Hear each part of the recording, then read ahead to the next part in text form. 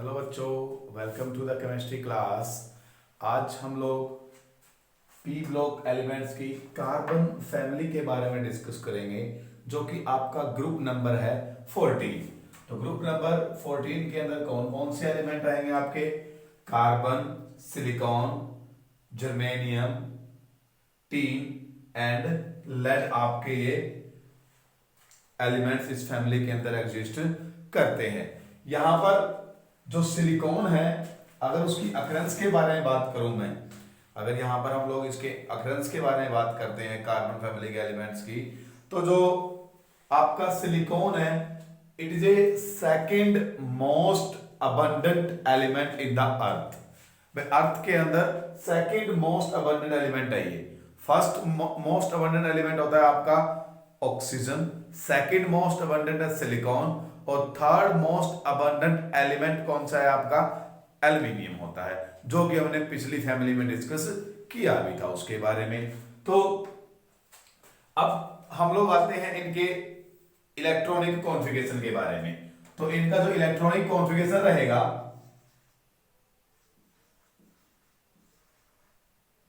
वो अप्रोक्सीमेटली जो पिछली फैमिली उससे मैच करता है। यहां पर अगर मैं जनरल इलेक्ट्रॉनिक कॉन्फ़िगरेशन की बात करूं इनके, तो वो होता है NS2 एंड NP2।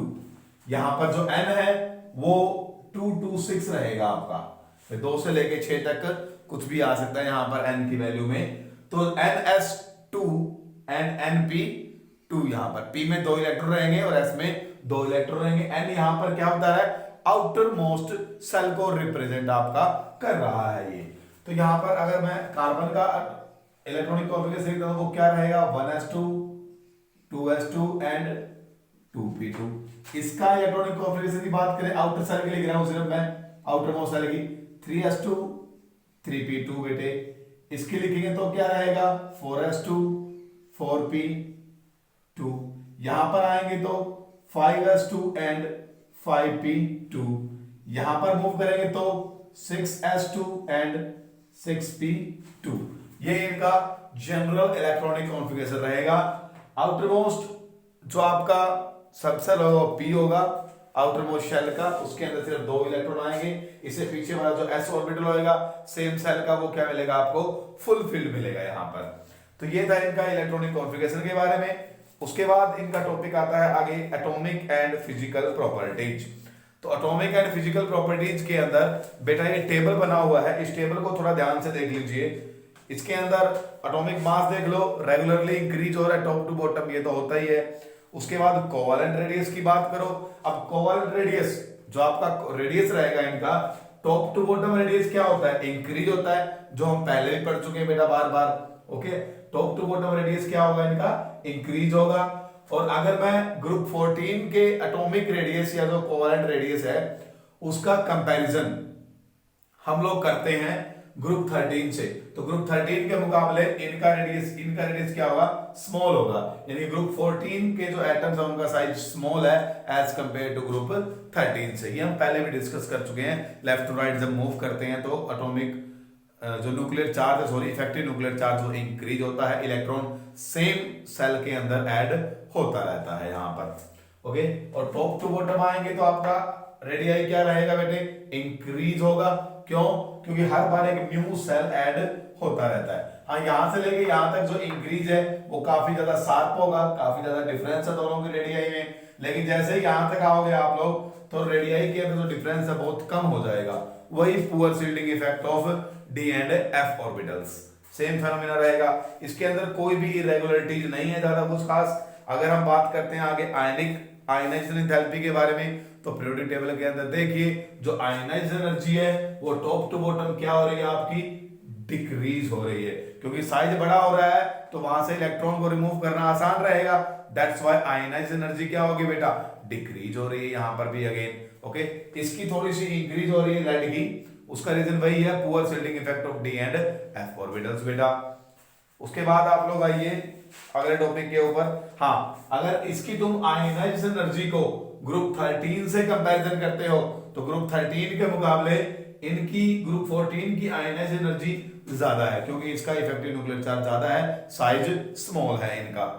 उसके बाद इलेक्ट्रॉन नेगेटिविटी के ऊपर आइए, इलेक्ट्रॉन नेगेटिविटी भी टॉप टू बॉटम क्या होगा, डिक्रीज होगा। इलेक्ट्रॉन नेगेटिविटी क्या होगी बेटा, डिक्रीज होगी टॉप टू बॉटम। जैसा पीछे एक्सप्लेन कर रखा है वैसा सेम फेनोमेना है यहाँ पर बस। उसके बाद क्या है भाई, फिजिकल प्रॉपर्टीज में मेटालिक कैरेक्टर के ऊपर आ जाइए। तो जो अगर हम मेटालिक कैरेक्टर की बात करते हैं बेटा, तो इसका जो मेटालिक कैरेक्टर है वो टॉप टू बॉटम इंक्रीज होगा। ये नॉन मेटल होता है, ये मेटलॉइड होते हैं, पार्सली मेटल की तरफ आपके स्टार्ट हो जाएंगे। Top to bottom metallic character क्या होगा बेटा, आपका बढ़ेगा। ये मेल्टिंग पॉइंट और बॉइलिंग पॉइंट है। मेल्टिंग पॉइंट रेगुलरली क्या होगा आपका बेटा, डिक्रीज होगा जो मेल्टिंग पॉइंट है। बॉइलिंग पॉइंट में थोड़ी बहुत इरेगुलरिटीज है। तो ये तो एक बेसिक इंट्रोडक्शन था इस फैमिली के बारे में, ज्यादा कुछ खास यहां से इंपॉर्टेंट है नहीं। उसके बाद अब मूव करिए ऑक्सीडेशन स्टेट्स के ऊपर। अगर हम इनके ऑक्सीडेशन स्टेट्स के बारे में बात करते हैं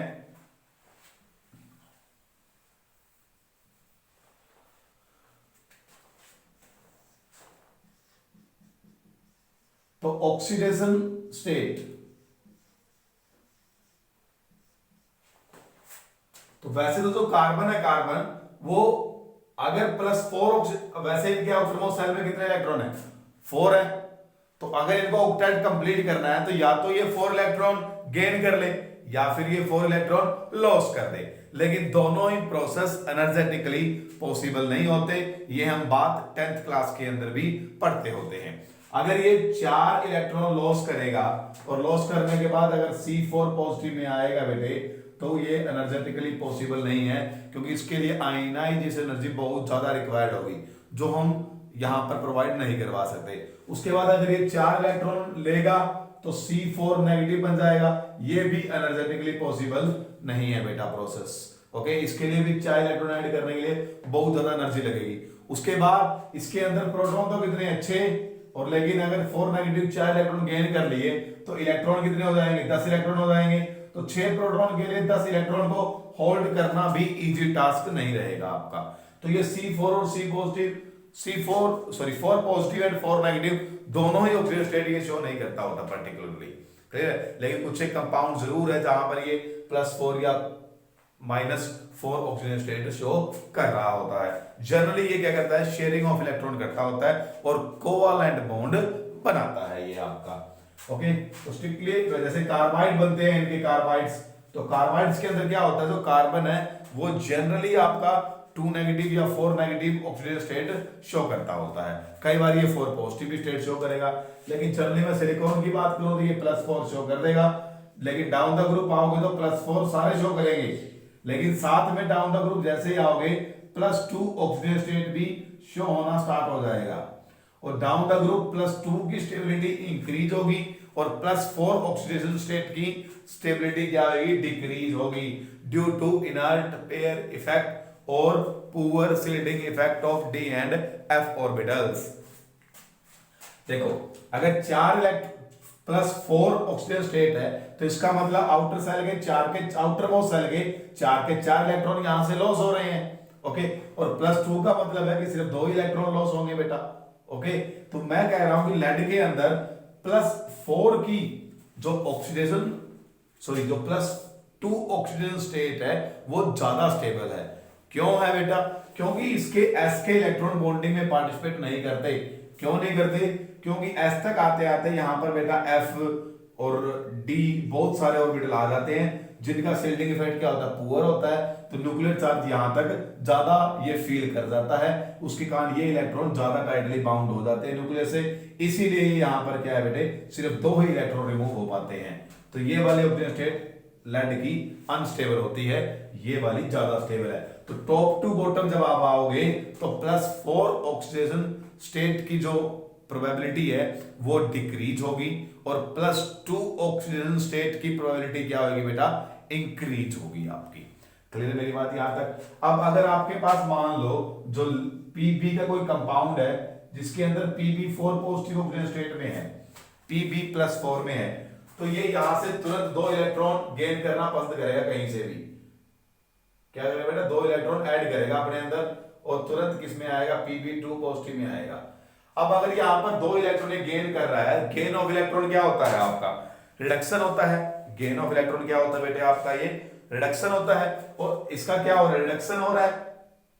ओके, और ये रिडक्शन करना अपना पसंद भी करेगा, क्योंकि रिडक्शन करने के बाद ये +2 ऑक्सीजन स्टेट में जा रहा है, तो इसलिए यहां पर अगर इसका रिडक्शन हो रहा है बेटे, तो ये किसका काम करेगा फिर, ऑक्सीडाइजिंग एजेंट का।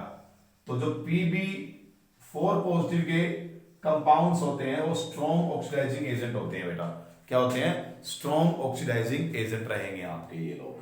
क्लियर मेरी बात यहां तक, ये सारे ऑक्सीजन स्टेट शो कर जाएंगे आपके। जैसे गैलियम है, गैलियम, अब गैलियम की +4 और +2 दोनों इक्वली स्टेबल है। अगर मैं कहूं तो +4 ज्यादा स्टेबल है, जो जर्मेनियम, सॉरी गैलियम नहीं, जर्मेनियम की बात कर रहा हूं, तो जर्मेनियम में +4 और +2 दोनों स्टेबल है। अगर मान लो जर्मेनियम जो है आपका +4 ऑक्सीजन स्टेट में है, तो यहां पर मैं कहूंगा कि ये ऑक्सीडाइजिंग एजेंट का काम करेगा, 2 इलेक्ट्रॉन गेन कर लेगा, खुद का रिडक्शन कर लेगा, सामने वाले का ऑक्सीडेशन करवा देगा ये, क्योंकि अगर ये इलेक्ट्रॉन लेगा तो कहीं से तो इलेक्ट्रॉन आएंगे, जहां से इलेक्ट्रॉन आएंगे उसका लॉस ऑफ इलेक्ट्रॉन होगा, और लॉस ऑफ इलेक्ट्रॉन क्या होता है, ऑक्सीडेशन होता है बेटे। क्लियर है यहां तक। तो ऑक्सीडेशन करवाया किसने, इसने जर्मेनियम ने, तो जर्मेनियम क्या हो गया, ऑक्सीडाइजिंग एजेंट हो गया बेटे। अगर जर्मेनियम +4 में है तो ऑक्सीडाइजिंग एजेंट का काम करेगा आपका ये, और अगर आपका जर्मेनियम +2 स्टेट में है तब ये 2 इलेक्ट्रॉन और भी लॉस कर सकता है। अगर लॉस कर देगा 2 इलेक्ट्रॉन ये, तो +4 पॉजिटिव में चला जाएगा ये, और लॉस ऑफ इलेक्ट्रॉन खुद का क्या होगा फिर, ऑक्सीडेशन। और अगर सामने वाले को 2 इलेक्ट्रॉन देगा ये, तो उसका क्या हो गया, रिडक्शन हो गया। तो उसने गेन ऑफ इलेक्ट्रॉन कर लिए तो उसका रिडक्शन हो गया, तो करवाया किसने, इसने, तो यहां पर ये रिड्यूसिंग एजेंट का काम करेगा। तो यानी कि जर्मेनियम अगर +2 में है तो रिड्यूसिंग एजेंट का काम करेगा, अगर जर्मेनियम +4 में है तो बेटा ऑक्सीडाइजिंग एजेंट का काम करेगा ये यहां पर आपका। तो ये था ट्रेंड्स। उसके बाद वो आता trends down the group from covalent to ionic character, ये ऑक्सीजन स्टेट था आपका। उसके बाद आता है trends down the group from covalent to ionic character. वो क्या कोवेलेंट कैरेक्टर की बात कर रहा है। अब डाउन द ग्रुप तुम आ रहे हो तो +2 की प्रोबेबिलिटी ज्यादा हो रही है, ऊपर +4 ऑक्सीजन स्टेट ज्यादा स्टेबल था, नीचे +2 है। अगर +2 ज्यादा स्टेबल है तो वो क्या है बेटा आपका, यहां पर लीजिए आप लोग, जो सिलिकॉन है उसमें +4 ऑक्सीजन स्टेट ज्यादा स्टेबल है, यहां पर क्या है, +2 ज्यादा स्टेबल है। तो चार्ज यहां पर क्या है, कम है बेटे चार्ज यहां पर, और अगर चार्ज कम होता है वो आयनिक कंपाउंड ज्यादा बनाता है, फिर आपका बड़ा साइज होएगा, चार्ज कम है तो ऑफ कोर्स क्या बनाएगा, वो आयनिक कंपाउंड बनाएगा। तो top to bottom ionic compound की प्रोबेबिलिटी बढ़ती है, और आपका जो कोवेलेंट कैरेक्टर है वो रिड्यूस होता है।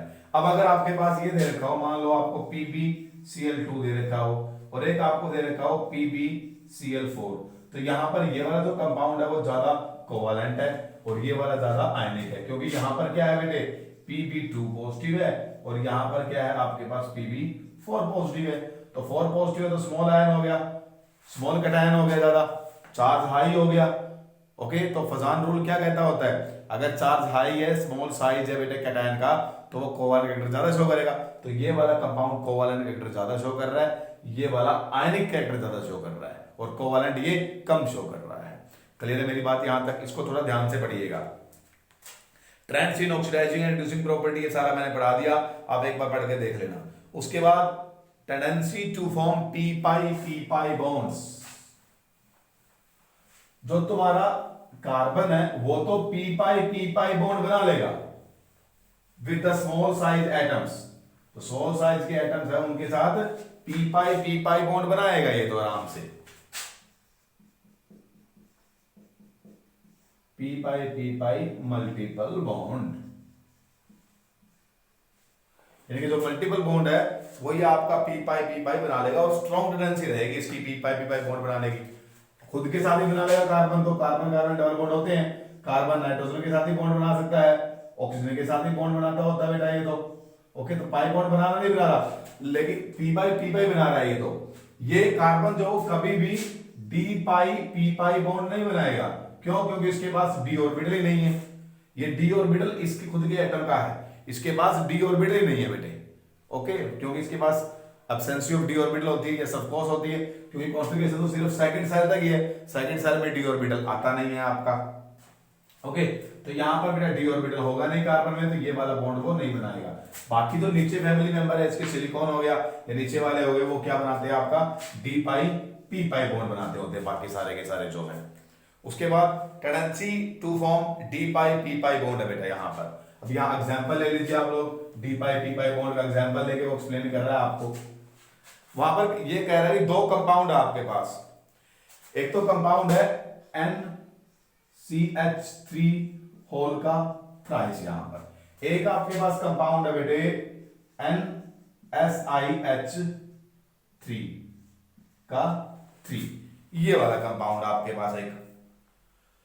तो इनके अंदर देखने वाली बात क्या है, वो कह रहे हैं कि यहां पर जो नाइट्रोजन है ना वो आपका डी पाई पी पाई बॉन्ड नहीं बना रहा है, यहां पर नाइट्रोजन जो वो डी पाई पी पाई बॉन्ड फॉर्मेशन यहां पर आपका हो जाएगा। किस प्रकार से होएगा वो एक बार देख लीजिएगा आप लोग। तो देखिए यहां नाइट्रोजन है और बहुत सारी बातें, ये इंपॉर्टेंट डिस्कशन है। नाइट्रोजन CH3, इसका स्ट्रक्चर मैं ड्रॉ कर रहा हूं CH3, और ये रहा आपका CH3, एक इसके पास लोन पेयर प्रेजेंट है नाइट्रोजन के पास। तो यहां पर जो मेरा नाइट्रोजन है वो sp3 हाइब्रिडाइजेशन शो कर रहा है। क्या शो कर रहा है? sp3 हाइब्रिडाइजेशन शो कर रहा है, और इसकी ज्योमेट्री का नाम क्या है? Trigonal pyramidal. क्लियर है? ट्राइगोनल पिरामिडल इसकी ज्योमेट्री का नाम, सॉरी स्ट्रक्चर का नाम रहेगा इसका। लेकिन यहां पर अगर कार्बन की बात करूं तो कार्बन भी मेरा sp3 हाइब्रिडाइज्ड है, लेकिन इसका शेप क्या है? टेट्राहेड्रल है मेरा यहां पर। ओके, लेकिन यहां पर ध्यान से देखिए, जो नाइट्रोजन है उसके साथ क्या लगा हुआ है? 3 SiH3 अटैच्ड है, SiH3 SiH3, और यहां पर आपका SiH3 हो गया बेटे। ओके, तो यहां देखिए जो कार्बन है, एक बार ये पूरा एक्सप्लेन कर लेते हैं आप। यहां पर जो नाइट्रोजन, इसके पास एक लोन पेयर भी है, इसके पास क्या है? एक लोन पेयर भी बेटा यहां पर प्रेजेंट है नाइट्रोजन के पास। तो नाइट्रोजन क्या करेगा? बड़ा अच्छा फेनोमेना परफॉर्म करवाएगा। यहां पर जो नाइट्रोजन है वो sp2 हाइब्रिडाइज्ड है, और जो इसके तीनों sp2 हाइब्रिडाइज्ड ऑर्बिटल हैं उन्होंने 3 सिग्मा बॉन्ड बना लिए हैं, कोई प्रॉब्लम नहीं है। नाइट्रोजन का अगर मैं इलेक्ट्रॉनिक कॉन्फ़िगरेशन लिखता हूं 1s2 2s2 2p3, p में 3 इलेक्ट्रॉन है बेटा इसके, और s के अंदर कितने इलेक्ट्रॉन है? 2 इलेक्ट्रॉन है। तो जो p के तीनों, अब यहां पर जो हाइब्रिडाइजेशन हो रखी है, ये इलेक्ट्रॉन वहां गया हुआ है इधर जंपिंग करके। ओके, यहां पर ये sp2 हाइब्रिडाइजेशन शो कर रहे हैं, ये अनहाइब्रिडाइज्ड ऑर्बिटल बचा हुआ है p, एक ये जो p ऑर्बिटल है वो अनहाइब्रिडाइज्ड है बेटे।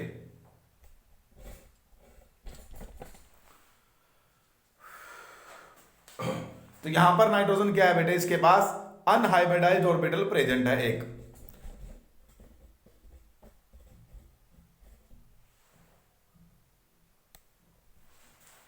यहां देखिए नाइट्रोजन जो है वो क्या शो करेगा बेटे?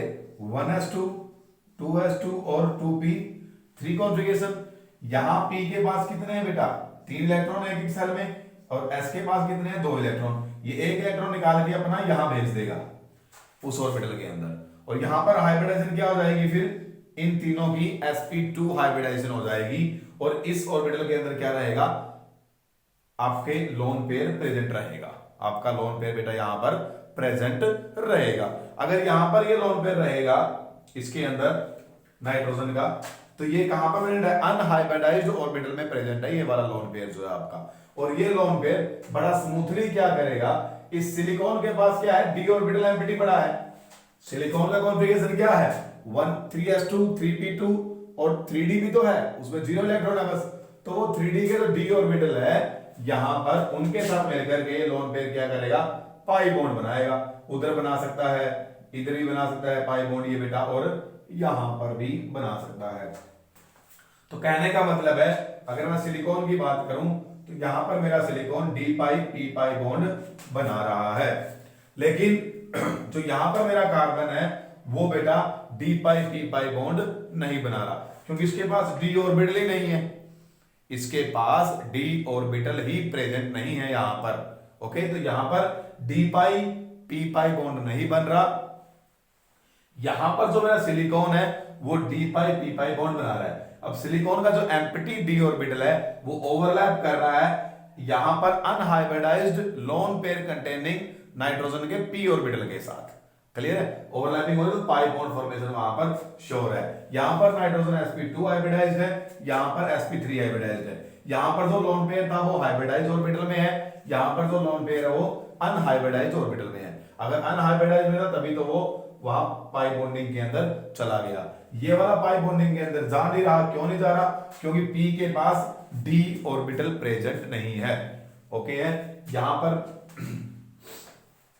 पर भी sp3 हाइब्रिडाइज हो सकती थी, लेकिन नाइट्रोजन के लोन पेयर ने देखा कि भाई तेरा पाई बॉन्ड बन सकता है, तो ये पाई बॉन्ड के लिए अवेलेबल रहा वहां पर, और इसने पाई बॉन्ड फॉर्मेशन करवा दी। अब यहां पर हम ये भी कह सकते हैं कि जो तुम्हारा NSiH3 का 3 है, इस कंपाउंड के अंदर जो लोन पेयर है वो फ्रीली अवेलेबल नहीं है, यानी कि वो तो बॉन्डिंग में पार्टिसिपेट कर चुका है, वो भी पाई बॉन्ड बना रहा है सिलिकॉन के साथ, यानी कंप्लीटली अवेलेबल नहीं है डोनेट होने के लिए, डोनेट नहीं हो सकता वो। यानी कि यहां पर जो इस कंपाउंड के अंदर लोन पेयर है उसको वो कंप्लीटली डोनेट नहीं कर सकता, क्योंकि वो तो यहां पर पाई बॉन्डिंग शो करवा रहा है, तो इसीलिए ये एक लिवाइस बेस की तरह काम नहीं करेगा। अगर करेगा तो वीक लिवाइस बेस होगा, लुवियस बेस कह लो चाहिए आप लोग, क्लियर है? वीक लिवाइस बेस होगा। यहां पर जो लोन पेयर है इसके अंदर वो इजीली अवेलेबल है, वो किसी को भी दे सकता है, क्योंकि यहां वाला जो लोन पेयर है बेटे नाइट्रोजन का, वो तो बॉन्डिंग में गया नहीं, वो तो फ्रीली अवेलेबल है, तो वो तो किसी को भी डोनेट कर सकता है। तो ये यहां पर स्ट्रॉन्ग लेविस बेस है, ये क्या है? वीक लेविस बेस है। कई बार पेपर में क्वेश्चन आ सकता है कि दोनों में से कौन सा स्ट्रॉन्ग लेविस बेस है और कौन सा वीक लेविस बेस है, और रीजन भी पूछ सकता है आपको, तो रीजन में आपको ये सब कुछ एक्सप्लेन करना होगा वहां पर। ओके, मेरी बात यहां तक? वेरी गुड भाई। उसके बाद आगे आता है आपका maximum covalency and tendency to form complexes. तो जो मैक्सिमम कोवैलेंसी है वो कार्बन की 4 ही हो सकती है बेटा, क्योंकि कार्बन के पास 1s एक 2s और 2p दो ही ऑर्बिटल है बस आउटर मोस्ट शेल में। p में 3 ऑर्बिटल होते हैं, तो ये 3 बॉन्ड बना लेंगे, एक s में ऑर्बिटल है तो टोटल 4 बॉन्ड बनाएंगे। लेकिन इसके अंदर एक इसका ऑर्बिटल, एक 3 इसके ऑर्बिटल 4, और d के भी ऑर्बिटल अवेलेबल है बॉन्डिंग में पार्टिसिपेट करने के लिए। तो जो d है उसके तो मैक्सिमम 4 बॉन्ड हो सकते हैं, यानी कोवैलेंसी 4 रहेगी, 4 से ज्यादा एक्सीड वो नहीं कर सकता। लेकिन सिलिकॉन है या इससे जो नीचे वाले हैं वो अपनी कोवैलेंसी को 4 से ज्यादा भी कर सकते हैं, 5 या 6, due to presency of the empty d orbital. Okay, तो आज के लेक्चर में इतना ही। Have a nice day all of you.